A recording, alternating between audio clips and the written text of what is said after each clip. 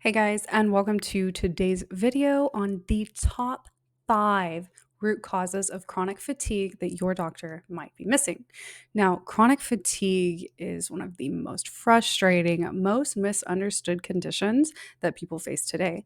And let's be honest, almost everybody you know has it, right? Like everybody's always tired, no matter how much you sleep, no matter how coffee or if you drink tea, how much tea you drink, you just still tired, right? So this really isn't about being tired. Like it is, but it's not. It's about your body feeling like it's not working properly, not working the way that it used to. You don't have the same energy that you did when you were younger. And maybe like something's been drained out of you and you just can't seem to get it back. No matter how much you sleep or no matter how healthy you try to be, and you're just tired. So, in this video, we are going to talk about the 5 key imbalances that I've seen over and over again in my clients and my students, and underlying causes of fatigue that often go completely unrecognized or undiagnosed in traditional medicine. Now, the root causes of this fatigue, of this chronic fatigue, affects your energy at a cellular level, a hormonal level, an emotional level, and a neurological level. So, once you start to understand what these are, then you can actually start to get some of your energy back and feel better, because that is what we all want, right? Okay, so in case you have not watched any of my videos before, you have no idea who I am. I am Victoria, and I have been teaching holistic health and fitness for over 10 years. I am the founder of the Vitality Health Institute, where we certify and train the next generation of health coaches and teach them how to identify and heal the root causes of chronic health issues in themselves and also in their clients. Now, my background is in both science and spiritual healing. And I specialize in an integrative approach, what I call the mind, body, spirit model. And this is where I teach people how to connect the dots between their physical symptoms, mental, and emotional health, right? So, my goal for you is to help you feel better and understand your body and be able to treat yourself if you can, if it's possible, which most of the time it is. Okay, so let's go ahead and get into it. Let's start with an important truth about this, and fatigue is not a diagnosis. If you've been diagnosed with chronic fatigue, I hate to break it to you, but that is not a diagnosis. It is a symptom. You have chronic fatigue. Yes, you do, but that is not what it is, right? There's something causing you to be constantly tired. And in most conventional medical settings, fatigue is either dismissed completely. You may have told your doctor or whoever, like, hey, I'm always tired. And they're like, yeah, cool. So am I. Like, you're an adult. You're tired. It's normal. Or they oversimplify it for you. Oh, you're just stressed, or oh, you need to sleep more, or oh, it's understandable you have 5 children, or something like that. Or they might even hand you a prescription and say, here you go, send you on your way. Sometimes this could be for an antidepressant or a stimulant or a sleeping pill or something like that. But these are really just temporary fixes at best, and they really don't address the root cause of what's happening in your body. So they might help you in the short term, but it's not actually fixing the problem. That would be like if you had a serious problem with your car, and instead of going to taking it to the mechanic because you really don't want to or you don't want to pay for it, you just turn your music up really loud so you can't hear it and just hoping for the best. That's what you're doing to your body when you're not addressing what's actually going on. So the truth is, fatigue is a signal from your body and its way of telling you that something just isn't right. So instead of asking why the energy is low, most mainstream systems stop there at the observation, which often leads to misdiagnosis or the dangerous assumption that it's all in your head when it's really not. So, in holistic health, we want to ask what systems in the body are under stress, what nutrients are missing, what emotional patterns might be unresolved. And we really just want to kind of peel these layers back so we can get to the real problem. So let's look at our top 5 reasons as to why you might be tired all the time. Number 1, adrenal dysfunction and the HPA axis dysregulation. So one of the most common root causes of chronic fatigue is adrenal dysfunction. Now, more accurately, this is called the HPA axis dysregulation. Now, your HPA axis stands for hypothalamus, pituitary, and adrenal glands. These are 3 key parts of your body's stress response system. So when you're under stress for long periods, whether this is emotional stress, physical stress, or even environmental stress, your body starts to alter how it manages your cortisol, which is your primary stress hormone. So at first, you might produce too much cortisol, leading to that wired but tired feeling where you're exhausted and you're not able to calm down. But over time, your body might start to downregulate itself and produce less cortisol altogether to protect you, which can leave you feeling completely drained, foggy, or even unable to handle small stressors. So, this isn't about your adrenal glands being tired, it's about the communication pathway between your brain and your body breaking down and not functioning properly. And because standard labs often only look at static cortisol levels, they sometimes miss the dysfunctional rhythm, which is critical. So, if this is something that might be going on with you, you can have a more holistic assessment that's going to look at how your cortisol rises and falls throughout the day and whether your nervous system is stuck in survival mode or not. Supporting this system does require a mix of nourishment, rest, and nervous system recalibration, but this is one of the most common reasons for feeling chronic tiredness. Number 2, we are going to go back to biology class for a minute and talk about mitochondria, and hopefully looking at this picture of a mitochondria and the word mitochondria has made you think that it is the powerhouse of the cell. And if it didn't, I am disappointed. Just kidding. That's what I think anytime I see mitochondria. I'm like, powerhouse of the cell. Yes, I know all the things. All right, so mitochondrial dysfunction. If you remember, your mitochondria are tiny structures that are inside your cells that create ATP. Now, this is the chemical form of energy for your body. That's what your body uses, is ATP. And without ATP, nothing is going to work. It just can't, because your muscles, your brain, your immune system, everything slows down because it doesn't have this form of energy that it uses. Now, mitochondria are incredibly sensitive little things, little creatures, whatever you want to call them. And they can be damaged by chronic inflammation, heavy metals, mold exposure. Certain medications damage your mitochondria, viral infections, a lack of certain type of nutrients like CoQ10, B vitamins, and magnesium. All of this can lead to mitochondrial damage. Now, when your mitochondria are damaged or they're underperforming, you start to experience a whole body energy crash because you don't have any fuel for your body. Now, this might show up for you as physical exhaustion, slow recovery after workouts. If you're taking a really, really long time to recover after a workout, you might have something going on with your mitochondria. Mental fatigue can be a symptom, and also low motivation or emotional flatness. That is also a mitochondrial related symptom. So the tricky part about this is that most medical professionals won't test for mitochondrial dysfunction. Some do, but most of them won't. And a lot of the reason for that is that the symptoms can mimic so many other conditions, right?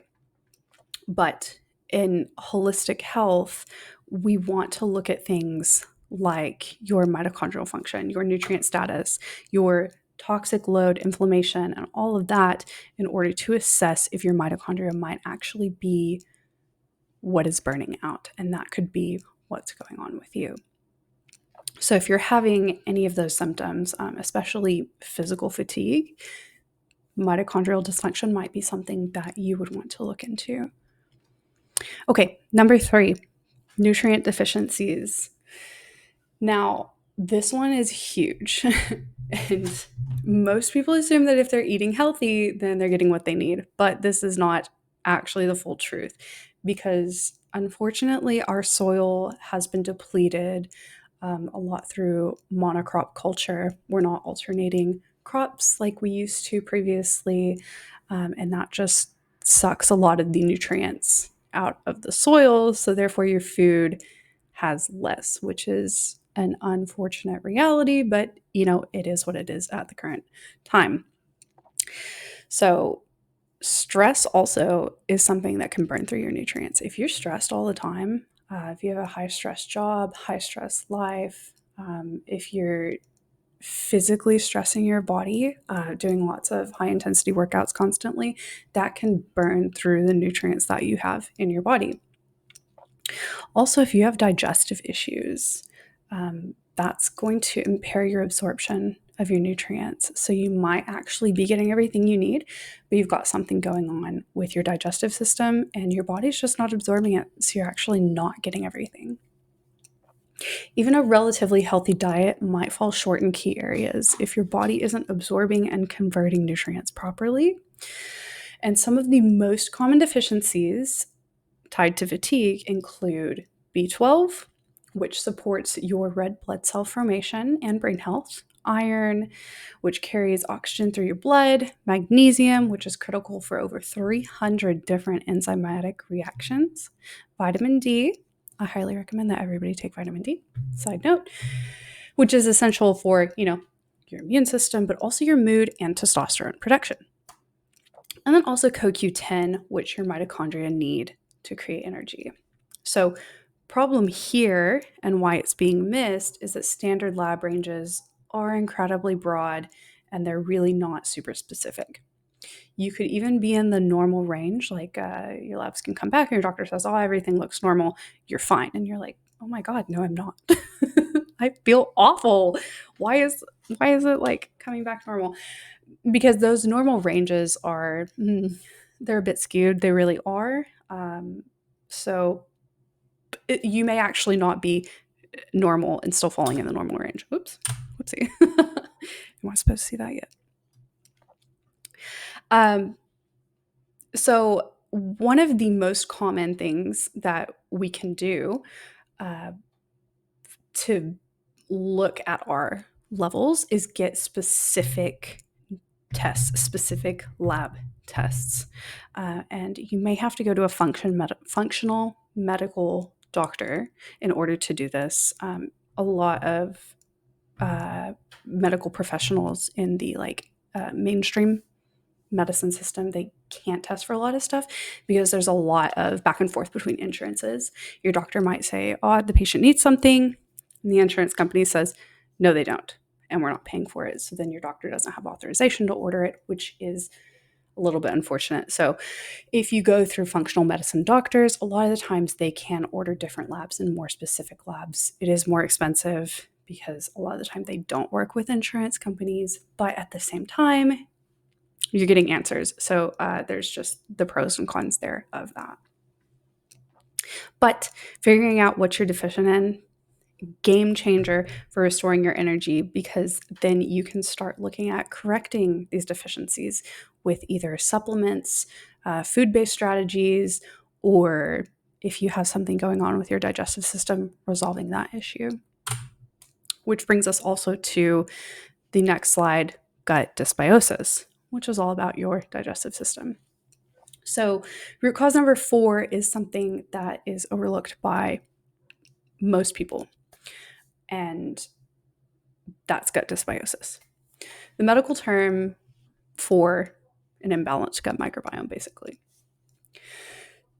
Now, you have trillions of bacteria, fungi, and microbes in your digestive system.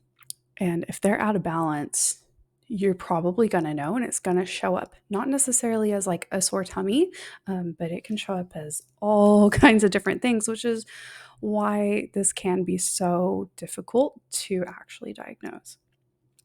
But when your digestive system is out of balance, whether it's due to taking antibiotics, poor diet, chronic stress, or environmental toxins, it can lead to systemic inflammation, poor nutrient absorption, and increased production of toxins in your body. So, conditions like leaky gut syndrome, candida overgrowth, parasites, or small intestinal bacteria overgrowth are very common, yet they're rarely tested for in a traditional setting. Now, why does this matter for your energy? It matters because your gut is not just for digestion, it's where you absorb nutrients, produce neurotransmitters, and regulate your immune system, interestingly enough. So, if your gut is inflamed or compromised, your entire body is going to feel the effects from that. You might be bloated, you might feel brain foggy, you might have anxiety, depression, or you might just be exhausted. All of those are symptoms of gut dysbiosis. Again, which is why it can be so difficult to diagnose. But addressing your gut health can lead to dramatic effects in a good way, improvements in your energy, in your mood, and also in your mental clarity.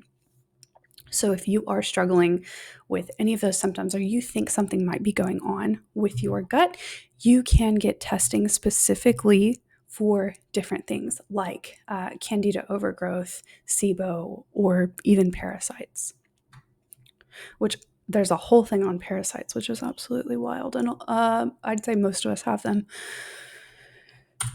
which is crazy. But I don't mean to scare you. I just want you to know the truth. All right, and that brings us to number 5, which is our last thing on this list. And this is unresolved emotional stress or trauma. Arguably the most overlooked of anything that we have talked about so far. We often think of fatigue as purely physical, but the mind-body connection is real.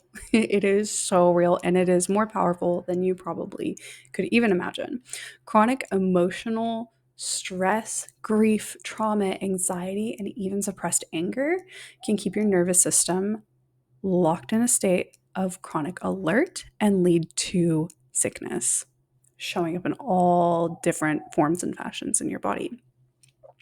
Now, this fight or flight state that your body might be in is designed for short bursts of danger, right? But it should go back to baseline. A lot of the time for us, it doesn't. We're in this constant high stress state. And that is going to deplete your energy system, whether you know it or not. It's just like, I don't know, running your phone on max brightness, max volume, video, Bluetooth, this, that, and the other thing, and you've got your navigation on, and then your phone dies in about an hour and a half. And you're like, ooh, what the heck?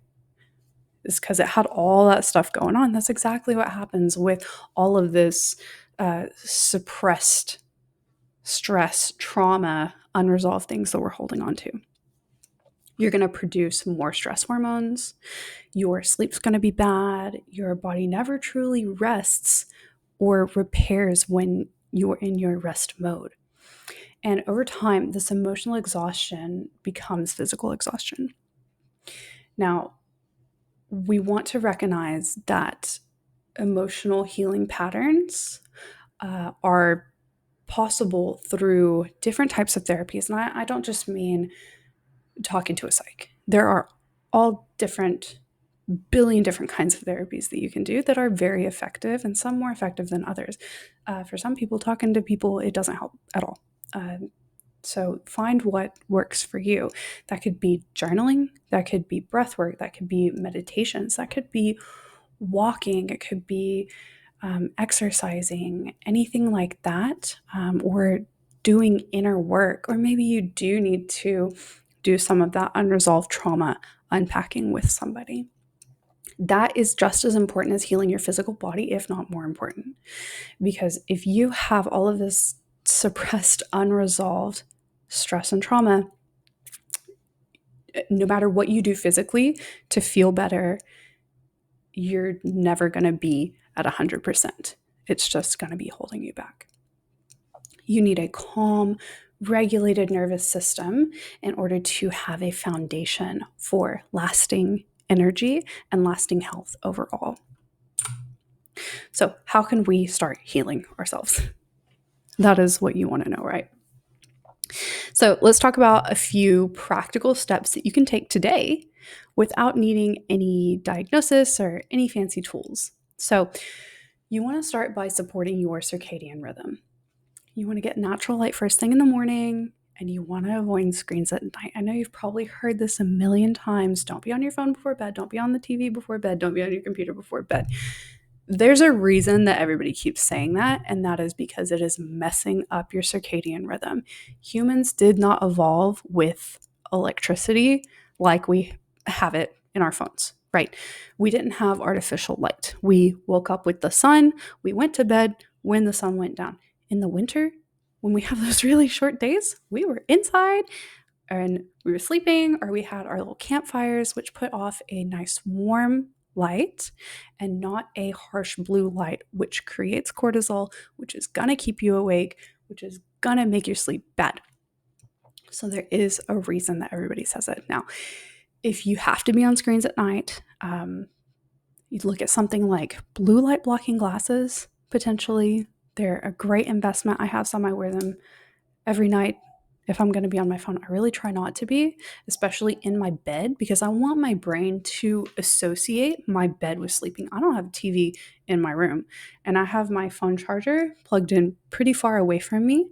So if I want to get my phone, I have to physically get up out of bed and go over and get my phone, which is really annoying, but it's annoying enough that it keeps me from reaching over and grabbing my phone while I'm laying in my bed. You can also get blue light filters on your phone or on your computers. I don't know about TVs, if they have blue light filters or not. They might. I don't know. That's a little bit beyond my knowledge, to be honest. But that's something that you could look into. You want to also try and stick to a consistent sleep schedule.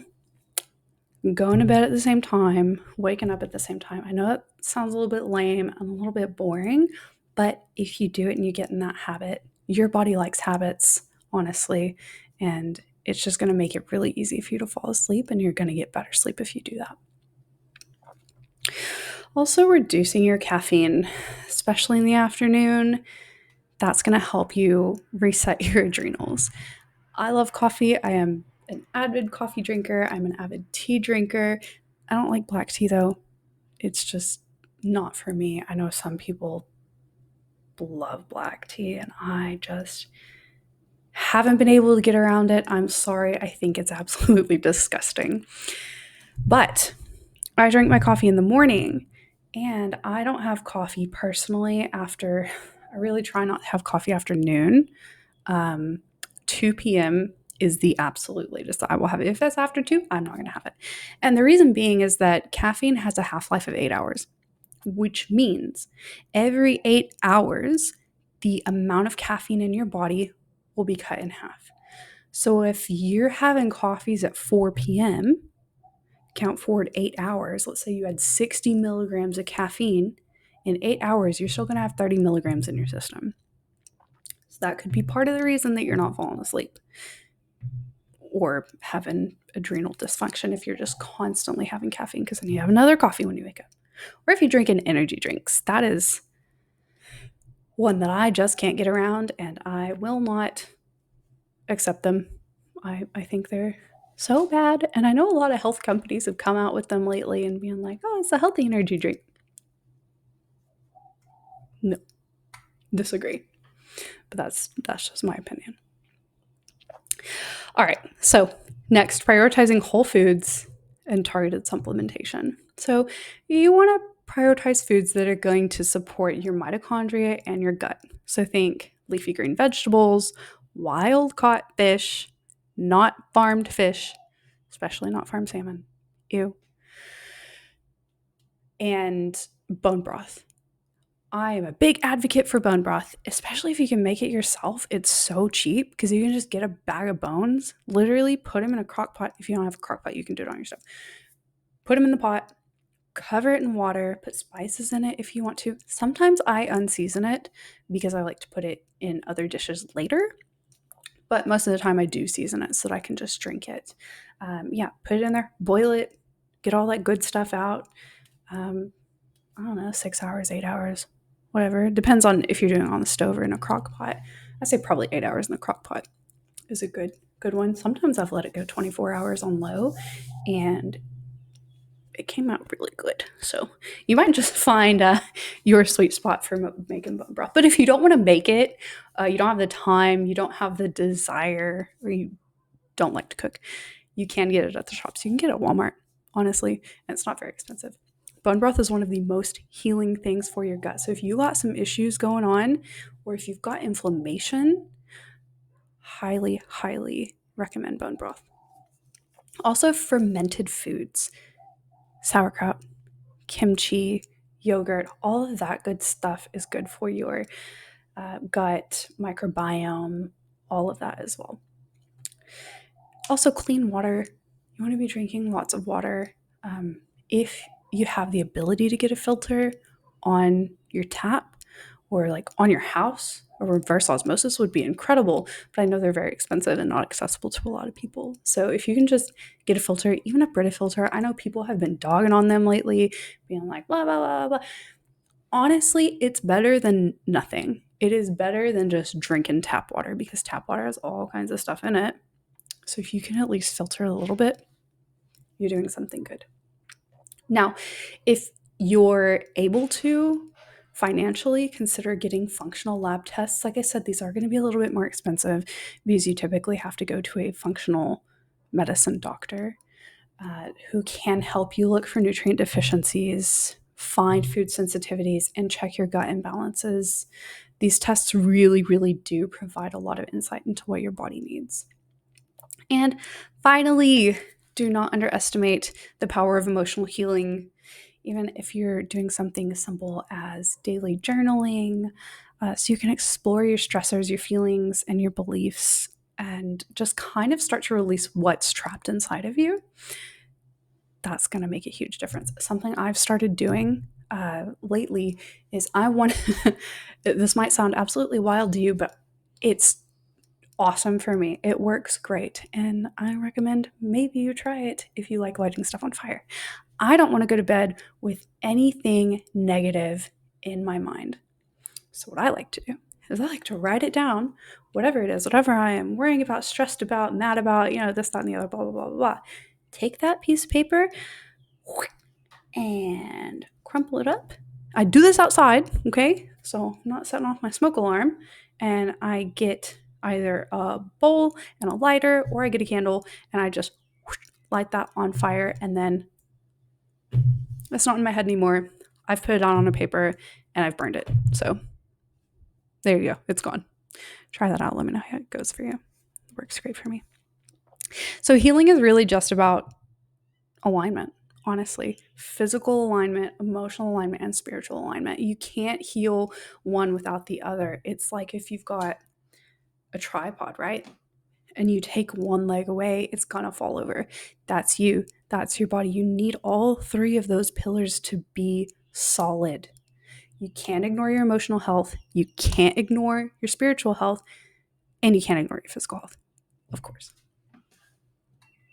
So if you found this helpful, or you want to understand these concepts at a deeper level, if you want to explore something more in depth, and you're the kind of person that wants to heal yourself and others, you can go over to thevitalityhealthinstitute.com and learn more about that. We offer a certified holistic health coaching program where we train students to assess, support, and guide clients through healing in a truly holistic way. Now, this is all rooted in science, empowered by intuition, and aligned with purpose. There's so much good stuff over there that we have done. So thank you very much for watching. I hope you've gotten something good out of this, if not just only remembering that the mitochondria is the powerhouse of the cell. So let me know in the comments if there is anything that you're struggling with that you want to learn about more, and yeah, we can go over it. So see you guys next time. Bye.